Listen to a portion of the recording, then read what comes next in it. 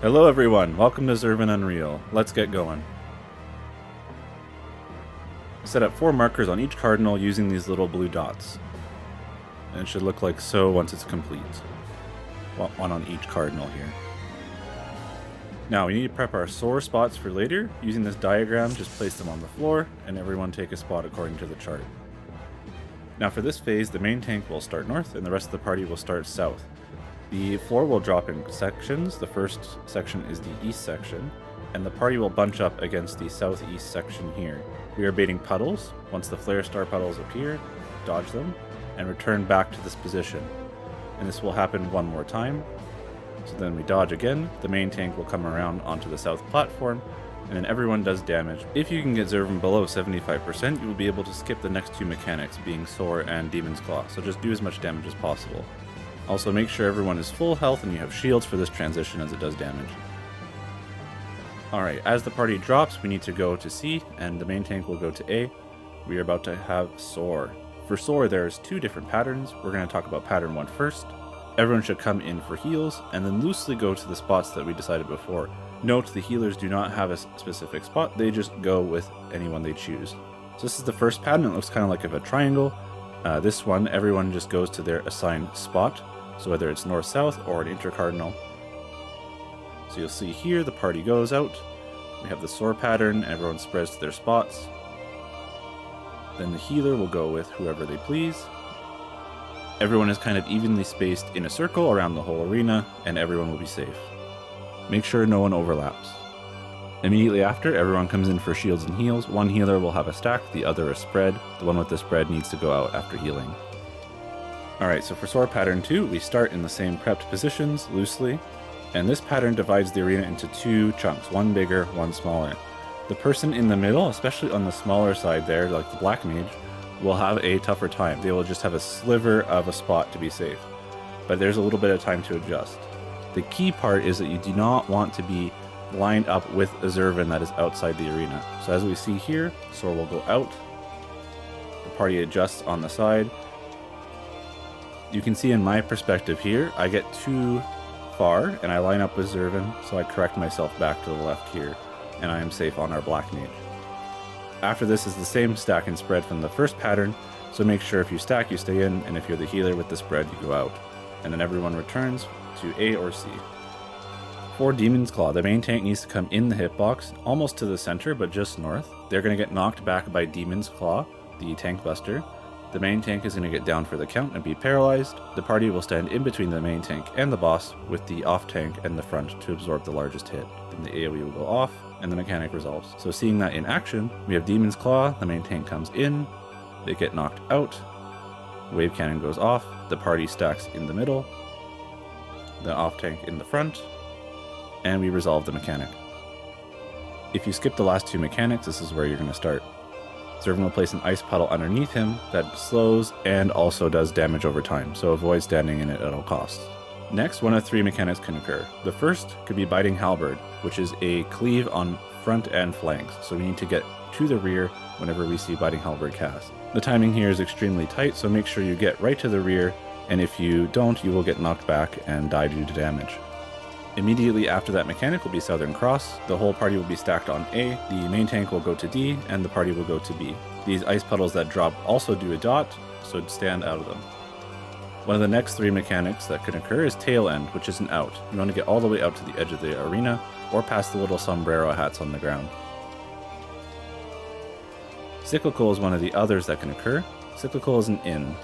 So if you stand on the ice puddle, or if it's not there in the center of the arena, you will be safe every time.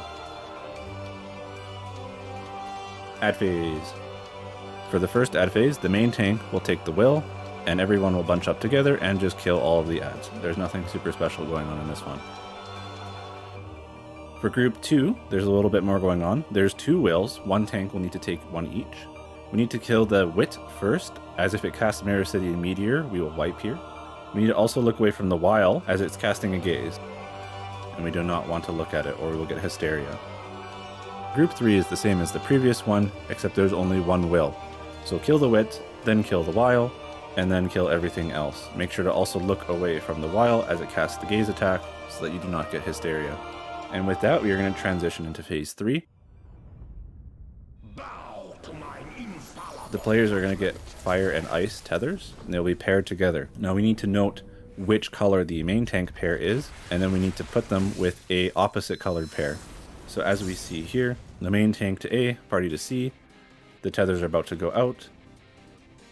The main tank pair is red, and I said in voice chat that my opposite colored pair of ice will go with the main tank. So my pair will go with the main tank, that's important for later. Wave Cannon 2 is a line AoE bleed, so the person with it will go on D or B and take that hit by themselves. Next is the Tank Buster Tyrfing. This is 5 hits.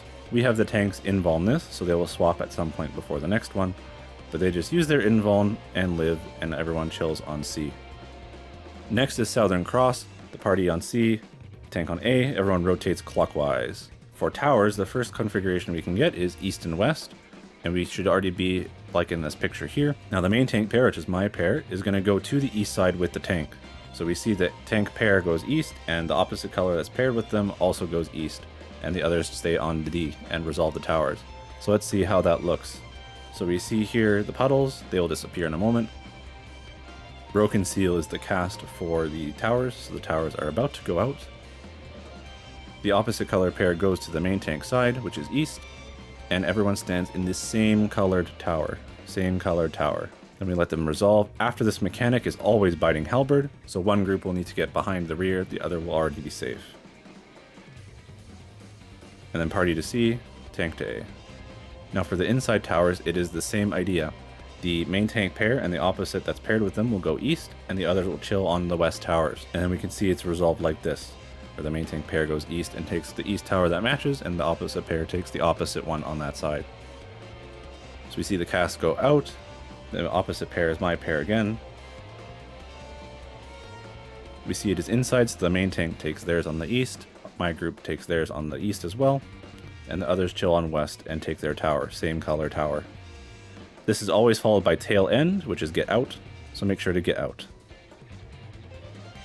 Now for outside towers, the main tank pair will take either north or east, depending on which color. It needs to be the matching color. Everyone else will just kind of YOLO to where they need to go. Now as you can see here, the main tank pair went east because they had fire, otherwise they would have gone north. And if you are matching the main tank, you just go to the other one they are not standing in. Otherwise you just YOLO to your spot. So as we see here, Broken Seal is being cast, we're about to have out towers. We see the towers are out, so the main tank pair is going to go east, the blues are going to YOLO, and the other fire pair is going to go south. After this is Ciclicle, which is an in, so get right in the boss either on the ring or in the center, and you'll be safe. Now, that whole Broken Seal sequence will repeat a second time. So following this mechanic is Soar 2, or Soar 1 if you skipped it the first time. If you'd like the specific strats, go to the timestamp on the screen near the beginning of the video, and it will show you all of the configuration. This can also be the first pattern or the second pattern.